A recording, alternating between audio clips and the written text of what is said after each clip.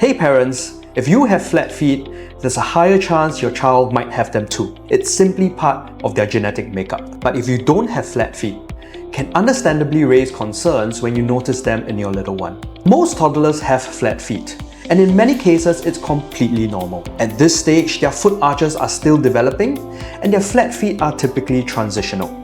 However, toddlers can't always tell us if something feels off, which is why it's important to observe their feet and how they move. Start by checking the shape of their foot. When your toddler stands up, does the whole foot press flat against the ground?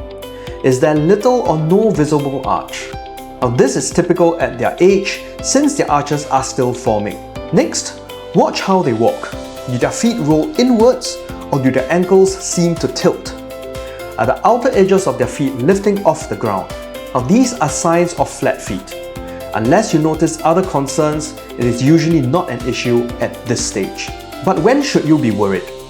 If your toddler trips more than often, avoids walking or running, or their shoes wear unevenly, now these could be signs of discomfort. That's when it's time to consult a podiatrist. At Straits Podiatry, we specialize in pediatric foot care. We'll assess their feet, check their walking patterns, and ensure their development is on track.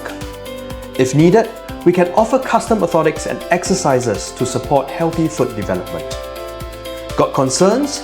Share this video with a parent who might be worried about their child's feet, or anyone who has noticed similar issues with their little ones walking or foot shape. We're here to guide you every step of the way.